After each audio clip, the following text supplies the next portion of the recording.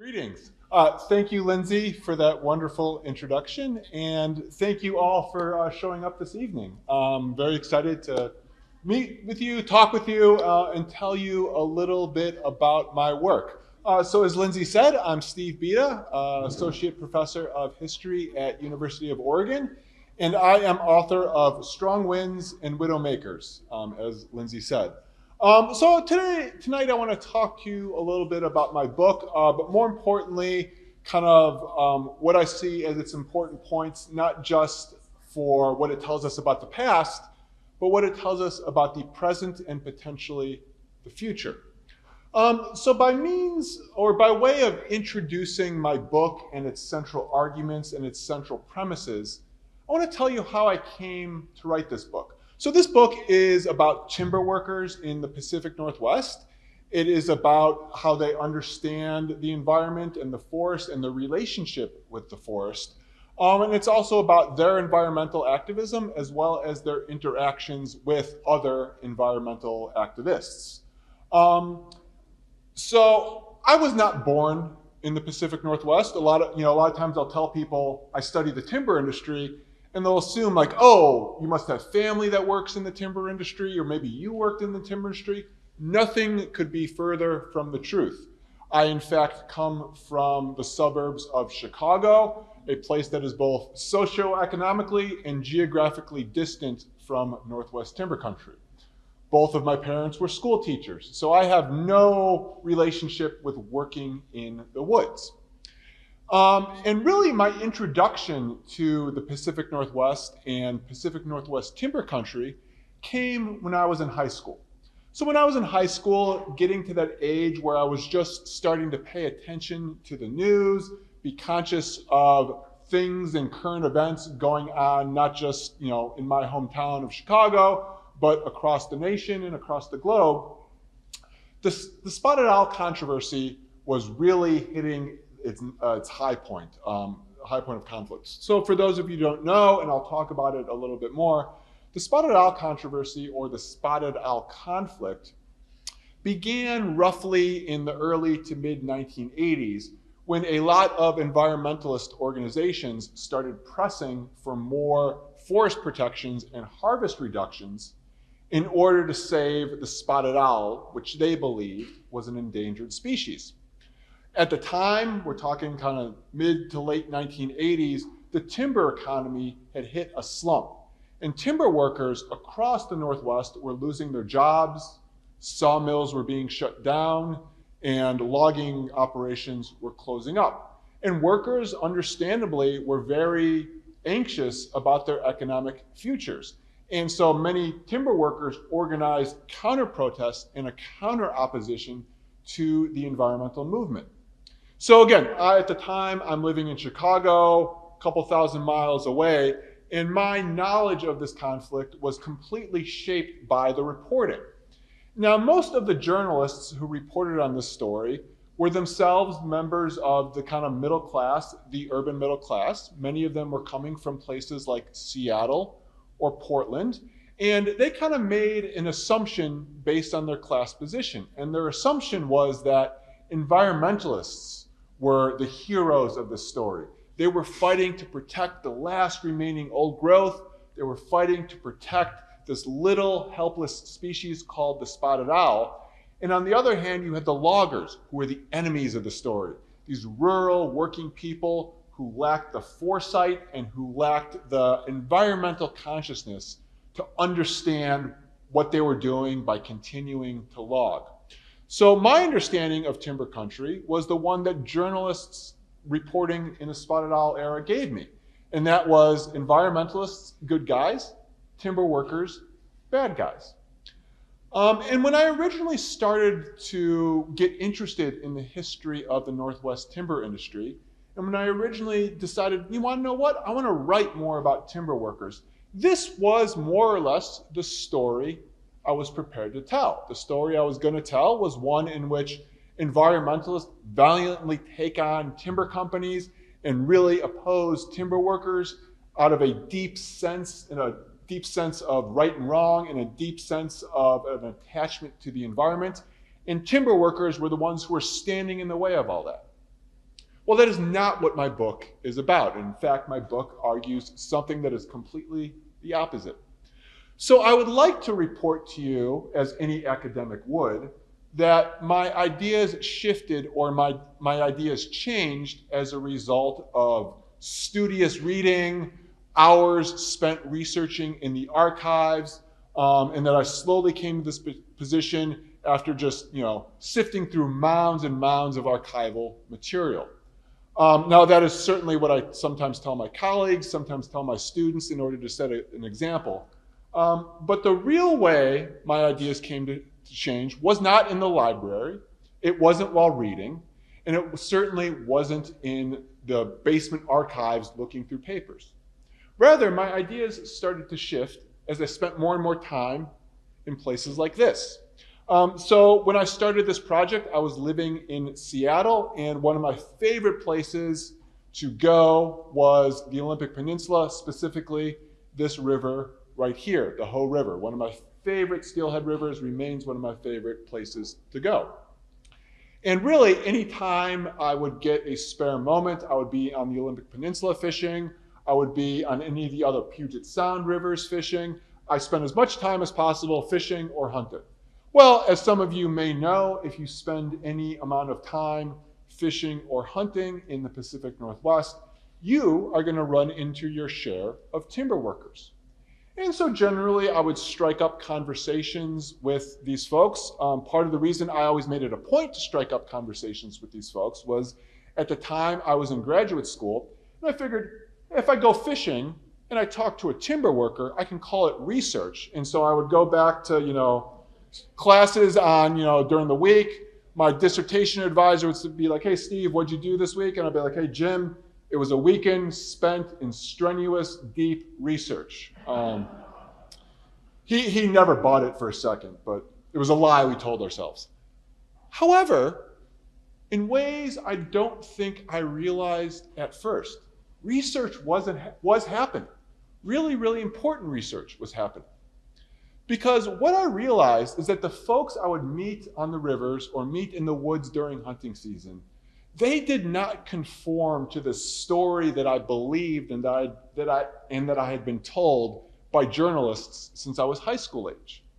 Rather, instead of grizzled, callous timber workers who didn't care about the forest and were indifferent to the plight of wildlife, who would cut down the last tree if it meant saving their job, I found something completely different. I found folks who cared deeply for the nature around them. I found folks who cared deeply for the forest. I found folks who spent their entire days working in the woods, and yet when they had a moment of free time, they would be back in the woods hunting, fishing.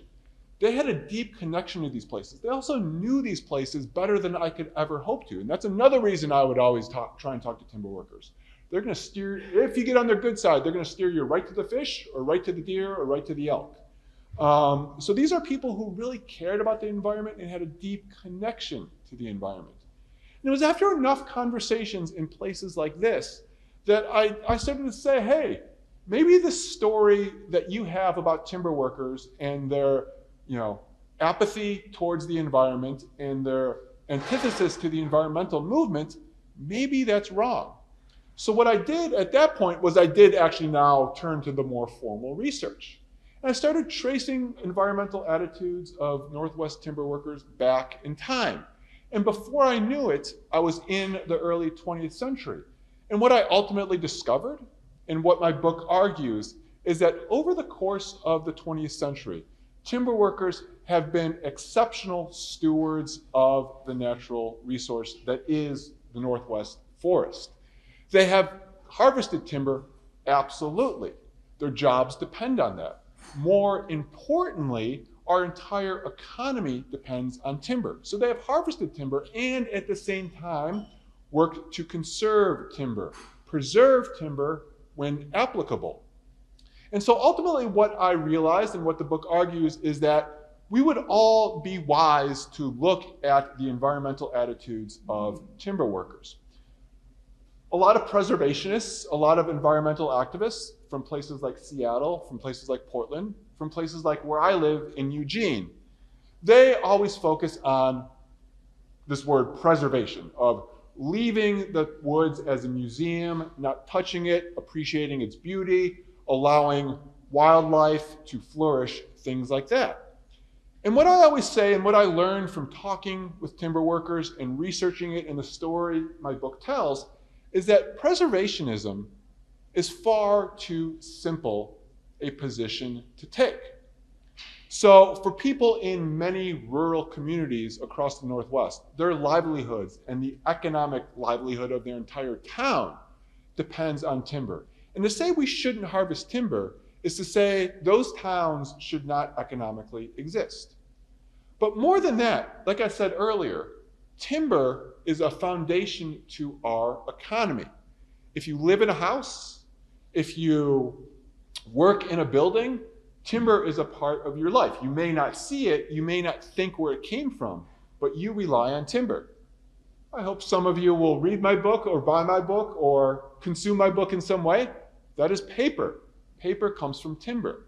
Our modern lives really make it easy for us to, especially if you live in a place like Eugene, as I do, or Seattle or Portland, our modern lives make it easy to forget where the timber that fuels our modern economy comes from. Timber workers do not have that privilege. They are in the woods, they see every part of the process as a tree falls, as it's milled, and eventually as it's turned into a consumable product. So they've had to deal with this more tricky, but I think more important question of how do we keep the timber supply going? How do we make sure that there are enough logs for houses, for buildings, for the paper that's in our books, while at the same time making sure there's good outdoor spaces to continue to hunt and fish or to go hiking? How do we make sure there is adequate forest for wildlife?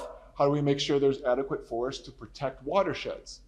So in asking those sorts of questions, I think we would be better guided by looking towards timber workers and how they have sought to balance the multiple demands that we all place on forest. And that is really the story that this book tells.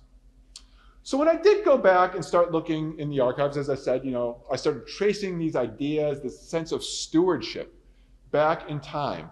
I eventually, like I said, arrived in the early 20th century.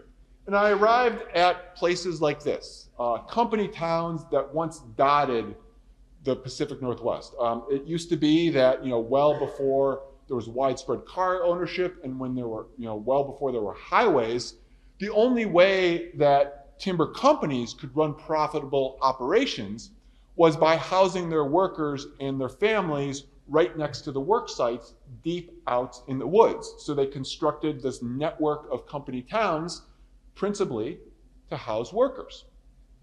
And this was a decision I made kind of early on in the process, was to really take these places seriously and try and understand what the lives of people living in these towns were like. And I think one of the reasons a lot of other historians, a lot of other academics, and even to some extent journalists have told this incorrect story about timber workers and timber towns in the Pacific Northwest is that they have only focused on work. They have only focused on the process of logging, the process of milling, the process of getting a tree from the forest to, a piece of harvested lumber in the lumber yard. And don't get me wrong, my book pays attention to work, and it talks about the work and the process and the culture of work. The work in the woods is dramatic, it is dangerous, it is exciting, it is terrifying, it is an important part of the story. But what I realized is, as I looked at historical records about these towns, was work was only one part of the story.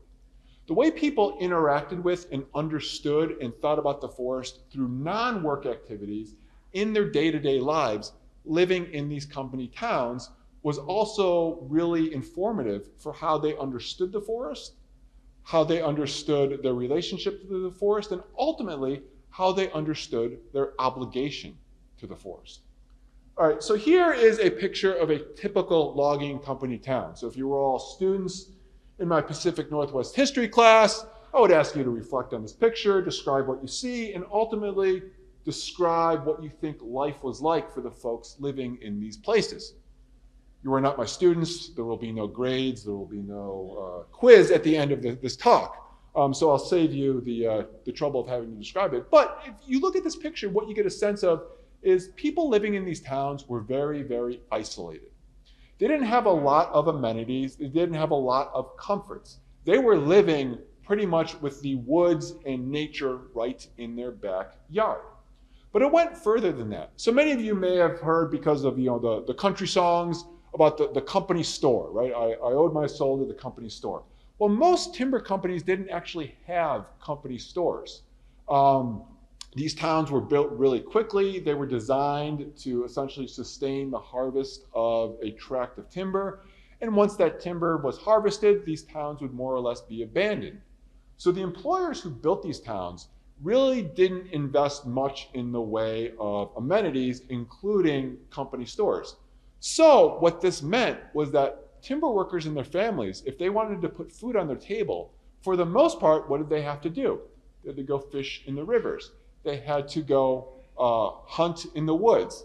And this becomes hunting, fishing, other activities like foraging for blackberries and blueberries and wild berries and shooting and hunting other game. It becomes really embedded in timber workers' culture. And what people begin to believe who live in these towns is that the forest is more than just a place of work. The forest is literally putting food on their table.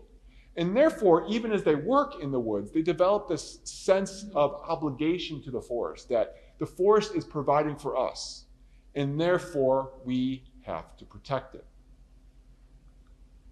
But living in company towns gave timber workers and their families another perspective as well. And that was the perspective of, yes, logging is important. Logs fuel our economy, but logging can be overdone. And so at the same time, some towns are right next to these very verdant, rich, abundant forests. Over time, those forests would be cleared through the logging process. And so at the same time, timber workers are developing a sense of obligation to the forest and a sense of the forest provides for us. They're also developing a sense of, this idea of multi-use forestry that I described earlier, that we should leave some parts of the forest alone. We should preserve some parts of the forest so we can continue to hunt, so we can continue to recreate in the forest. And then other parts of the forest we should, open up to logging, and we should harvest, and we should use that lumber in our economy. And to the minds of many timber workers, harvest, if we think of this as a scale, protecting parts of the forest on one side and harvesting parts of the forest on the other side, throughout the 1920s, the balance had tipped way too far in terms of harvest. And there's a lot of economic reasons that I discussed in the book for this, but what you have to know here is that for the most part, many timber workers began to feel by the late 1920s, and certainly by the start of the Depression, that too much lumber was being harvested and that balance had to be restored, or else all the forests were going to be gone. And so that is one of the big things that drove the labor radicalism and labor movement within timber country. So one of the main unions I follow, still around in an augmented form, but it is the International Woodworkers of America, the IWA. So the IWA was organized as a union in 1937 during the tumult of the Depression, when workers across the country are fighting layoffs, fighting economic inequality by turning to organized labor. And certainly timber workers in the Pacific Northwest turned to the union movement for the same reasons. They were fighting dangerous working conditions, they were fighting low pay, they were fighting layoffs, and they saw the labor movement as a potential solve to all those problems. But one of the other things that I say really drove timber unionism in the Pacific Northwest woods is this sense of stewardship and the sense of obligation to the forest. Many workers believed that by uniting, by coming together in a union, they could not only force their employers to pay them better, offer them better working conditions, but also force their employers to essentially restore the balance and have a good kind of balance between logging and conservation. And so this really drives the both creation and growth of the IWA. And especially in the 1940s and especially after World War II, the IWA makes expanding, protecting forests its core mission. So there are two stories I always tell when, there's a couple more stories in the book, but two stories I always tell when I'm giving a talk like this. And that has to do with the creation of Olympic National Park and the Three Sisters Wilderness areas. If you open most history books, what you will read is that these two preservation efforts, so Olympic National Park is, of course, a national park. Three Sisters Wilderness is a wilderness area. These are places where no logging is allowed. These are places that are set aside for the most part for recreation, for wildlife habitat, for soil and water conservation. And so if you read most history books, what you'll read is that both of these wilderness areas were created through the efforts of mostly middle-class environmentalists who put pressure on Congress and politicians to enact the legislation that would protect these spaces up until today. What I discovered in the course of my research is that timber workers in the IWA actually played really huge and important roles in the creation of both these spaces. In Olympic National Park, the efforts to establish the park were being led by a coalition of environmentalist groups, and the opposition to the park was mostly coming from very large timber companies, among them the Weyerhaeuser Company. And what they claimed and what the timber companies charged was that we cannot, protect all this area because it is going to cost too many jobs. Well, it was at that point that timber workers came in and the IWA came in and said, actually, we don't think it's going to cost jobs. And what the IWA actually came to reason and argue was that actually by conserving lumber and conserving timber and creating these wilderness designations, that will lock up timber and that will force employers to manage existing stands more sustainably. So the IWA actually said conservation is not going to cost jobs. If anything, it will be, have a zero effect on jobs. And some of their analyses predicted that it might even create jobs. So this becomes the kind of wave of the future or the kind of guiding force of the IWA moving into the 20th century. They believe that by creating wilderness and having wilderness exist alongside working forests, those working forests will have to be managed more sustainably. There will be more jobs in the present, and they predicted more jobs in perpetuity. And so, like I said, most historians, they just say this is about the middle-class activists. And what I say is, no, actually, without loggers, without rural working-class folks throwing their weight behind this program, this argument about jobs and it costing jobs may have swayed politicians. But because the IWA was involved, because workers were involved, that is one of the things that swayed politicians ultimately to pass protections for both of these areas. And so the Olympic National Park fight comes in 1939. The Three Sisters Wilderness fight comes a little bit later in 1954. And it was at that point, after the Three Sisters Wilderness fight, that environmentalists and loggers partnered even closer together. They formed an even stronger relationship. And together, they put political pressure on Congress to pass what is one of the most important pieces of legislation in American environmental history.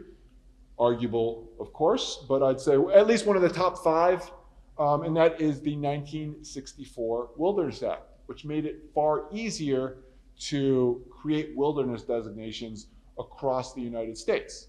So, if any of you ever enjoy hiking or backpacking or recreating in a wilderness area, you can, in part, thank timber workers for, again, throwing their political weight, using a lot of their political leverage to help get this act passed. So right there, I think that is really, really, strong evidence that, timber workers, the story that we have, this caricature we have that emerges out of the late 20th century is incorrect. Like, to the contrary, people from these timber working communities have a long and proud history of both preservation and conservation and working to expand forest protections. Well, so you may be asking yourself, what happened? The era I was just describing is one in which A lot of people are on board with conservation and expanding conservation. It's also one in which environmentalists and workers are working together really closely. They are part of a coalition. They see one another as allies, as partners in this struggle to protect forest. Well, what happened? What changed? A lot of the changes start coming in the 1970s. So environmentalists of the 1950s, 1940s, 1930s, many of them actually came from rural communities. These were folks who, yes, they had more success, more socioeconomic mobility later in life, but they came from rural communities. So they understood, and they understood well, that rural people weren't the enemies of conservation. Rather, they were some of the biggest champions of conservation. Well, the demographics of the environmentalist movement start to change in the late 60s and early 70s. Rather than coming from rural communities, more environmentalists start coming from urban areas, and they start coming from the urban middle class. And so they really don't have a relationship with rural people. They don't have a relationship with rural communities. And most of what they know about rural America has been shaped by, popular culture and a lot of derogatory images of the rural working class that emerge in popular culture. The other big thing that happens is a rise in outdoor recreation in the 1960s and 1970s. That a lot of these folks from places like Seattle, Portland, or Eugene, their principal relationship to the forest is one of recreation. They are going out to the forest to backpack. They are going out to the forest to raft or to hike, to enjoy nature, as anyone would want to. But what they are ignoring and what they are not seeing is that the forests they are recreating in are also really important to their own lives in economic ways, right? They are not seeing or not thinking much about the fact that the homes they live in are made of timber, that the whole urban infrastructure relies on timber. So when they go out to the woods and they see a clear cut, they get very alarmed by that. They get very upset by that. And they start trying to reduce and restrict logging. And unlike earlier efforts of the 1950s and 1940s, when environmentalists and loggers were working together, when even environmentalists said, yes, we need, wilderness areas, but we also need working forests. This new generation of environmentalists, they are not adamant about preserving and conserving working forests alongside wilderness areas. They begin to believe that any economic activity in the woods, any harvests are bad and bad for the forest. And they take a more aggressive and I think more radical position, which is they want to, not entirely, but almost completely shut down logging. They don't really think about what might be the economic consequences on rural communities of doing that. They certainly don't think what would be the economic consequences nationally or globally for doing that. Rather, they go to the woods, they see clear cuts, they believe clear cuts are ugly, and they start advocating against the timber industry. Well, this movement reaches a high point or low point, depending on your point of view, starting in the mid-1980s. So the policy history here and the political history is very, very complicated. I did my best in the book to simplify it, but suffice it to say, this is a very complex, multidimensional story with a lot of moving parts. But basically, here's the quick summary. So a lot of environmental activists, starting in the late 1970s, early 1980s, want to all but shut down logging. But they have very few legal levers and political mechanisms they can pull in order to get that job done. There are Forest Service rules and Forest Service practices, but there's really no ability for them to make use of those existing rules and laws and leverage them in order to restrict logging. At some point in the late 1970s, actually it was 1979 was the first court case, an environmental group from Oregon led by Andy Kerr, what they realized is that there's this law on the books, that no one has really paid attention to, that has never really been used in environmental activism. And that law was the Endangered Species Act. And what the Endangered Species Act said is that if there is an endangered species that is imperiled, pretty much all economic activity has to be shut down in order to save that imperiled species. Well, so once they figure out there is an Endangered Species Act they could potentially use to further and drastically reduce logging, they go searching for a species they could use. And what they discover is the northern spotted owl, right here. Before the late 1970s, most people had not heard about the spotted owl. Certainly even wildlife biologists in the Forest Service had not heard about the spotted owl. But Andy Kerr and many Oregon environmentalists helped popularize the spotted owl. And they're not really, it's not that they don't care about the owl, but this was never really about the owl. They were using the owl as a legal tool in order to force the protections listed in the Endangered Species Act. So the environmental movement, with some scientists, not all scientists, but some scientists, really make a concerted effort to convince policymakers, bureaucrats in the Forest Service, as well as the general public, that the spotted owl is endangered. And without drastic and dramatic reductions to the timber harvest, this little bird is going to be wiped from the face of the planet. Now, at the time, in the 1980s, there's a lot going on in the global timber economy.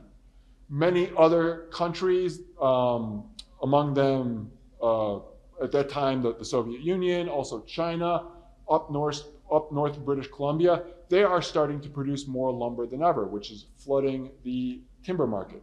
At the same time, many Pacific Northwest companies are leaving the Pacific Northwest and relocating to the American South. It's in the 1980s that the state of Mississippi surpasses Oregon as the nation's leading timber producer. And the result of all this is that many timber workers are losing jobs, and they're getting anxious, and they're getting scared. And as environmentalists are putting pressure on Forest Service policymakers as well as politicians to restrict harvests, timber workers are organizing their own counter-protests in order to say, hey, keep our jobs, keep our communities alive. And as I started off by saying, the story that gets told is one that is ultimately very, very simplistic. Did timber workers dislike the environmental movement? Absolutely. Were they angry, frustrated, sometimes violent towards environmentalists? No question about it. But the story that journalists missed was a more nuanced, more complex one. So earlier I used this metaphor of the scales, that in the 1930s, many timber workers believed that if you have preservation on one hand and working forests, harvested forests on one hand, that in the 1930s, the balance had tipped too far in favor of harvests. Now many timber workers, they still believe in that kind of scale, that multi-use forestry, but now they believe with increased restrictions being imposed by spotted owl legislation, the balance is tipping too far in favor of preservation. And if you preserve all the timber, that will have disastrous economic consequences. But what timber workers also said, and I think more recent history has borne this out, is that if you simply preserve all the timber, if you prohibit any sort of human activity, that's also going to have disastrous ecological consequences. Forests evolved to be dynamic places. Even before the first kind of white settlers in the 19th century set foot in the Northwest forest, forests were constantly being felled through natural processes such as landslides and windstorms. Fires, both indigenous burning as well as naturally occurring fires, constantly cleared out forests. So forests are dynamic environments, and they need to be dynamic environments.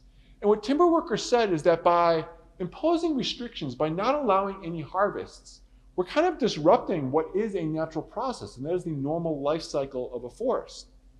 And ultimately, I think recent history has borne out some of their conclusions. But like I said, their position in the spotted owl conflict is not one of yes, they opposed the environmental movement, but they didn't oppose proper, sustainable, responsible use of forests. And they actually said harvesting timber in the right times, in the right places, in the right amounts can actually be beneficial for the forest. Unfortunately, that is not the story that got told, the one of nuance, the one of complexity, the one where, so this is Wilbur Heath. This is Wilbur Heath's picture from Life of January 1999. This was a picture among many during the Spotted Owl conflict that appeared in the national media that introduced people like myself who had never been to Oregon or Washington to the Spotted Owl conflict. Wilbur Heath passed away a few years ago. He was also president of the Associated Oregon Loggers, AOL. But before he passed away, I had the opportunity to interview Wilbur as part of my research. And it was one of my greatest experiences as a historian. It was just a wonderful, wonderful conversation I had with Wilbur. And he said something to me in the course of this interview, and I have the quote up here, and I think it's really important, and I wish more people during the Spotted Owl era had heard this quote. And what Wilbur said was, "I didn't hate the owl. I didn't hate wilderness. Really, I think we could have come to a pretty good compromise." And that was really what he believed, is that he wanted to compromise with the environmentalists. He didn't want to be fighting them. But like I say, that's not the story journalists told. That's not the story most politicians heard. Certainly not the story environmentalists wanted to hear. And ultimately, environmentalists at the time had more political power. They were more adept at pulling the levers of political power. And ultimately, they won. The Spotted Owl conflict more or less ended in 1995 with the implementation of the Clinton administration's Northwest Forest Act, or Northwest Forest Policy, that more or less shut down logging on Northwest's public forests. And it really created a lot of economic problems for loggers like Heath. So in most histories of the Pacific Northwest timber industry, that is where the story ends. But one of the things I was adamant about doing in this book was continuing the story beyond the Spotted Owl conflict. I had so many loggers I talked to during the course of my research say, everyone talks about us like we're dead and dying. We are still here. We are still contributing to Oregon's economy. We're still maintaining, supporting, helping to grow our rural timber working communities. That has to be part of the story. And I took that to heart. And what I found as I continued the story past the 90s was that many of the same ideas and attitudes that I discovered of the 1920s and 1930s still exist to this day. So I end the book, the last chapter, with the story of Southport, and specifically one woman who works at Southport. Her name is Peyton Smith. I was introduced to Peyton because she was a student of mine in my Pacific Northwest history class. It was really funny. She came up to me one day after class and said, "Oh, I told my dad all about you. My dad owns this mill in Coos Bay called Southport." I said, "Dad, you're never going to believe it. I have a logger at University, or not a logger, I have a professor at University of Oregon in Eugene who doesn't believe loggers are the worst thing in the world. You got to hear about this guy. You got to talk to him." And I said, "Absolutely, I'd love to talk to your father." And so I interviewed Peyton. I interviewed Jason Smith, who is one of the co-owners of Southport Lumber. Got another wonderful conversation. And what I discovered is that Southport, like many modern timber companies, is really taking its obligation to the forest seriously and is continuing forward this sense of stewardship that was originally forged in the 1910s and the 1920s. So Southport is unique in that it can mill very small diameter lumber. When I asked Jason about this, he said, yeah, it's partly a financial decision, but it's also an economic one. So for those of you who don't know the timber process, the way it works is, after a forest is harvested, it is replanted. And it was initially replanted with trees really, really close together in order to encourage them to grow straight. Right? Trees seek out sunlight. So if the tree has a lot of room to grow, it'll grow out. But if you pack them tight together, it'll grow up, which is what you want for lumber production. But if you let the trees grow tightly packed together for too long, they're going to kind of compete for one another with resources. So at some point, 5, 10, 15 years in, depends on the kind of growth dynamics of the forest tract, crews will go in and they will do what's called a pre-commercial thinning. They'll essentially remove trees anywhere from 5 to 10 feet high. Now, historically, those small trees, the really small diameter, couldn't be used for anything. Generally, they were just either burned in slash piles or they were fed through chippers and they would become wood chips in someone's yard. Well, the mill in Southport is unique in that it can actually turn some of those small diameter trees into construction lumber. And so when I asked Jason about this, he said, yeah, it's a financial decision, right? We're one of the few mills in the Pacific Northwest that can do this, so it's good for our business, but it's also a conservation decision, right? You can turn these small trees that had once been wasted, turn them into marketable timber. That means you're putting less pressure on existing stands. At the same time, Southport has purchased many logged over lands and is nursing them back to health. And as Jason told me once again, yeah, it's financial. We one day, 10, 15, 40, 50, maybe 100 years in the future, my grandchildren or great-grandchildren, I want them to be able to harvest this lumber and maintain a sustainable business. But while we're doing that, on the way there, we're also creating wildlife habitat. We're also protecting the soil, things like that. So I think what the story of Southport shows, if not what the whole book shows, is that this choice we've created, or maybe that comes from the environmental movement of the late 20th century, of we have to choose. We have to choose between healthy, economically healthy rural communities or ecologically healthy forests. We have to choose between having lumber in the lumber yard and having spotted owl habitat. What I think the story of Southport shows, if not the whole 100+ year of loggers in the Northwest shows, is that no, we don't actually have to make that choice. What we have to do is strike a balance, and we have to find a balance. But really, we can have spotted owls and healthy rural communities. We can have great forests to go hiking and backpacking in, and at the same time, have working forests that help us, supply the lumber that build our homes. And like I said, timber workers are among a very few people in our world who consider how we strike that balance. And so we'd be better served by listening to them, because we need lumber and we need wildlife habitat and healthy ecological forests. And so by looking at timber workers, we can maybe see a path forward.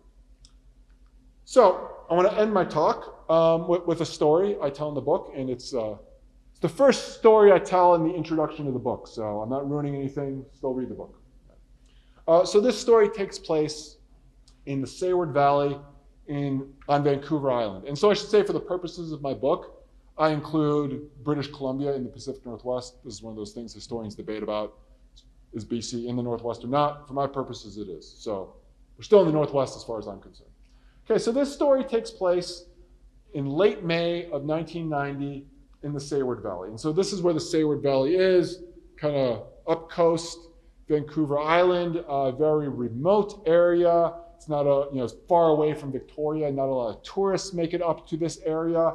It is very similar to a lot of rural timber working Oregon or Washington, right? This is timber country. This is working class communities. So this is the Seward Valley. And so one day in late May of 1990, 3 timber fallers, Don Zapp, Dave Luoma, and Dave Morrison, have been tasked with going into the woods and cutting a stand of timber. So they start work at the top of the hill, at the top of a ridgeline, and they start, cutting trees, working their way down to the bottom of the ridgeline into a little grove that sits below. So, partway through the day, they're making good progress. They finally reach the bottom of the ridgeline, the bottom of this hill, and they're in this grove. And what they realize and what they see is something that completely astounded them. It was trees of an age and a size that none of them had ever seen before. So these 3 men together had more than 75 years of experience working in the woods between all 3 of them. And all 3 of them said the moment when they saw this grove, it was special. They had never seen anything like it. These trees were older than they'd ever seen. They were larger than they were ever seen. They were taller than they'd ever seen. So the reason that, and until these 3 guys walked into this grove, no one really knew it existed. And the reason no one knew it existed is because it sits in a depression. So when they did the initial timber cruise, and a timber cruise is an industry term for essentially survey of the timber. When they did the initial timber cruise, the timber cruiser essentially evaluated the timber and the stand density and the size of the trees from the ridgeline. And he looked down into the grove and said, oh, the growth dynamics there look exactly the same. They can harvest all of this. No big deal. Well, that grove, unbeknownst to the initial timber cruiser, and what no one realized until the 3 fallers stepped foot in there, was that the grove sits in a really, really deep depression. So when seen from the top of the ridge, the trees in the grove look all the same height as the trees surrounding them. But once you get into the grove and into that depression, you see these trees are truly massive. And at the same time, the fact that these trees sit in this grove had also protected this little stand from windstorms that otherwise might have knocked the trees over 50, 100, 200 years ago. So these three men, they put down their saws. They spend actually a couple hours walking through the woods. They see a herd of elk in there. They see all sorts of wildlife. They're just enjoying these woods. And then they realize, hey, our orders are to cut this. Well, they don't even talk about it amongst themselves before they pick up their tools, head back up the hill, get in their truck, and drive into town. And what they're going to do driving into town is tell their employer, the Beda Donovan Lumber Company, that they refuse to cut this timber. Now you see, this is a picture that comes from, so this is where it gets confusing. I mentioned the IWA earlier, International Woodworkers of America. The International Woodworkers of America also represents Canadian timber workers, so don't let the name fool you. So these three men are members of the IWA. This picture appeared in the British Columbia IWA's newspaper. And you can see here it says Fowler's risky decision. And this was indeed a risky decision. This is 1990. Timber workers across the Pacific Northwest are losing their jobs. They are getting layoff notices. They are entering and they're in the midst of really, really difficult economic times. These three men, like I said, between them have more than 75 years experience working in the woods. One of the loggers, Don Zapp, recently married with a child on the way. He cannot afford to lose his job. The other two men are a little bit older, and they have years and years of seniority in their pensions saved up at this company. So this is no time to be putting a job in threat, right? Because the likelihood is if they get fired from this job, they are not going to find another one because everyone in the Sayward Valley and that part of Vancouver Island is losing their jobs.